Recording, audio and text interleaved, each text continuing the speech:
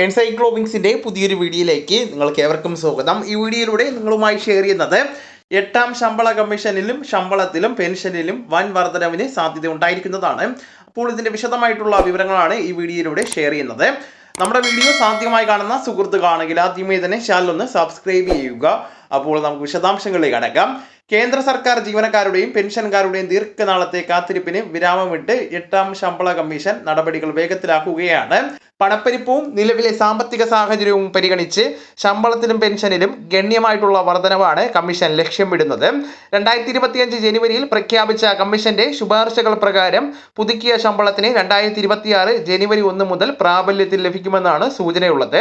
അടിസ്ഥാന ശമ്പളം നിശ്ചയിക്കുന്നതിലെ നിർണായക ഘടകമായിട്ടുള്ള ഫിറ്റ്മെന്റ് ഫാക്ടർ 2.57 മുതൽ 3.25 വരെ വർദ്ധിപ്പിക്കുവാൻ സാധ്യതയുള്ളതിനാൽ ജീവനക്കാരുടെ വരുമാനത്തിൽ വലിയ കുതിച്ചുചാട്ടമുണ്ടാകും. ശമ്പള പരിഷ്കരണത്തിന് പുറമെ പെൻഷൻ സംവിധാനം, ചില അലവൻസുകൾ, ക്ഷാമബത്ത എന്നിവയിലും കാലോചിതമായിട്ടുള്ള മാറ്റങ്ങൾ കമ്മീഷൻ ശുപാർശ ചെയ്യുന്നതാണ്. രാജ്യത്തിന്റെ സാമ്പത്തിക ഭദ്രതയും വികസന ചെലവുകളും മുൻനിർത്തി തയ്യാറാക്കുന്ന ഈ റിപ്പോർട്ട് പൊതുമേഖലാ സ്ഥാപനങ്ങളിലെയും സ്വകാര്യ സ്ഥാപനങ്ങളിലെയും ശമ്പള ഘടനയുമായിട്ട് താരതമ്യം ചെയ്തായിരിക്കും അന്തിമ രൂപം നൽകുന്നത്. നടപ്പിലാക്കുന്ന ഘട്ടത്തിൽ നേരിടുന്ന സാങ്കേതികപരമായിട്ടുള്ള താമസം പരിഗണിച്ച് ജനുവരി മുതലുള്ള കുടിശ്ശിക സഹിതം ആനുകൂല്യങ്ങൾ ജീവനക്കാർക്ക് ലഭ്യമാകുവാനാണ് കേന്ദ്രം നീക്കം നടത്തുന്നത്. അപ്പോൾ ഈ വിവരങ്ങൾ നിങ്ങളുടെ സുഹൃത്തുക്കളിലേക്കും മറ്റ് ഗ്രൂപ്പുകളിലേക്കും കൂടെ ഷെയർ ചെയ്യുക. നമുക്ക് തുടർന്നും വിജ്ഞാനപരമായിട്ടുള്ള മറ്റ് വീഡിയോസും ആനുകാലിക വിവരങ്ങളുമായിട്ട് വീണ്ടും കാണാം. അതുവരെ ഗുഡ് ബൈ.